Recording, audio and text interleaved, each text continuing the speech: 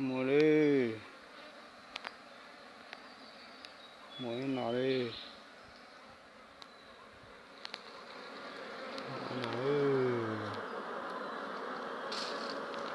bọc mua gì đi mua những cái xíu quả hai giờ cũng dư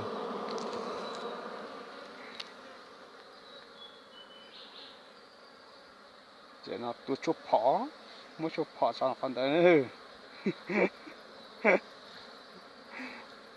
giờ lấy giấy chưa có thay nào thời diện đồng bọn đang mà đấy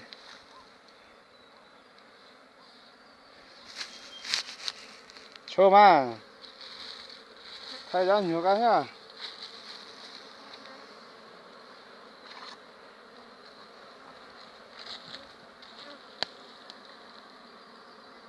mình nói phải có rồi à thì cứ chơi ra nhiều cái in nào ra nhá mà chơi tàu cái bắt cá tàu cái này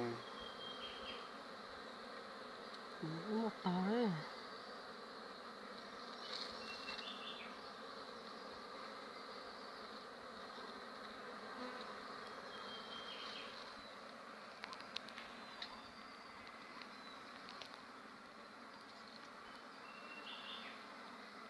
riêng phải hút tàu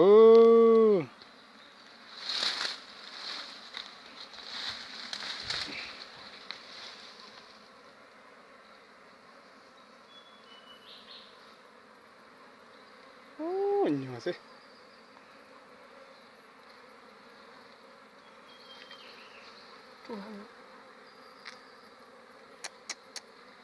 nhiều thế chúng mình đi lên ơi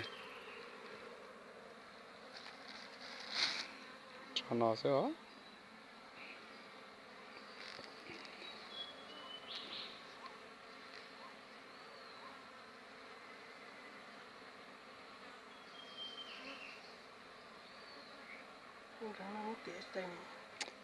tiện chỉ bên này đó thì cho chén chén của chúng ta bắt là mà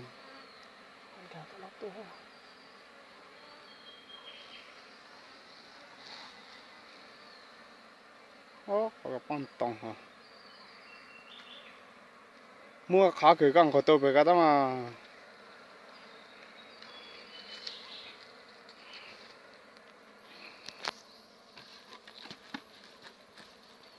cho mà gì mà cho hộp bột tẻ ơi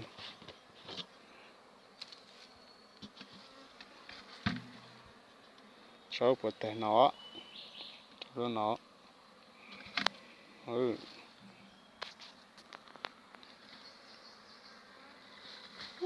nhiều cái gì ra gì ơi đưa ăn thua đây thôi rồi thầy cơ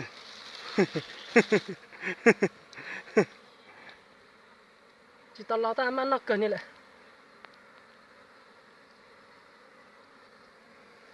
mà gì ra có mùa tại chỉ mua gì nè nhiều gần cầu sữa sao đi luôn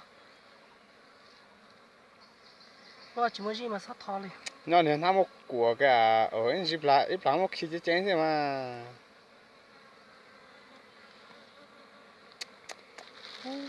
giặc quả gì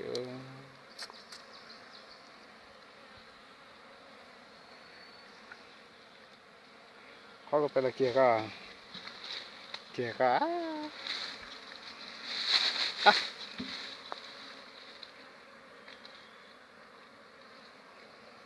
nhiều cái chứ hả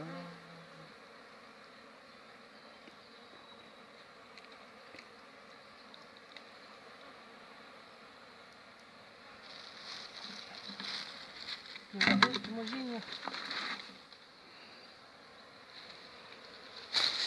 nó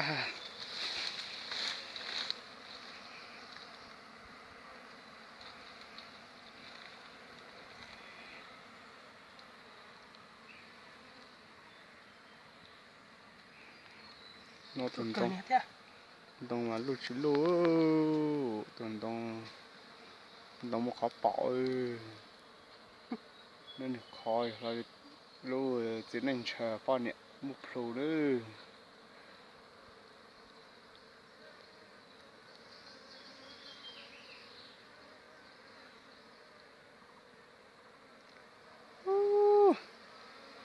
Dùng cái thế nào? Cái gì cứ gì rồi, cho thế nào rồi. Họ lô họ ta mà.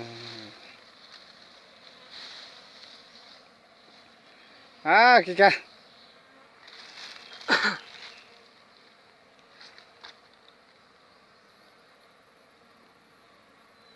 Giờ cờ này lại chỉ trong mua này giờ. Thế thiệt đây thế mà. Nó có nói mua nó mà. Được. Chết thế mà. Ta sợ ồ nè. Thế mà, đây thế mà. Nó còn đến xin cái tiểu hơn mà. Cho là phải khó.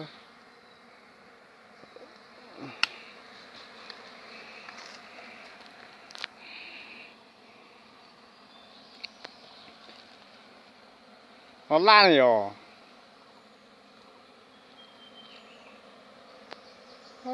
Cái cả in sang.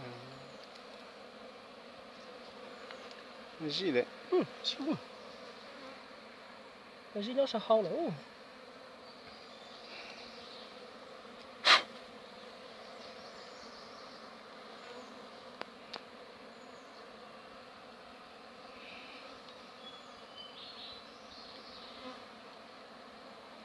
Chỉ phải chặt dê nè.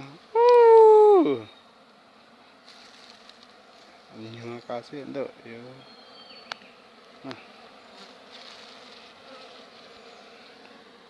Gì đây?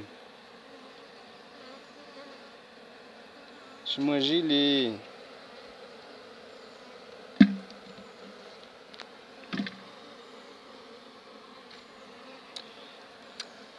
Kakak saya sana masih tepi. Mua. Mua là mà tới giờ luôn thế nào cả mua cả mà. Cái để cho. Tiếc sao? Ủa đó thì sao vậy? Ủa.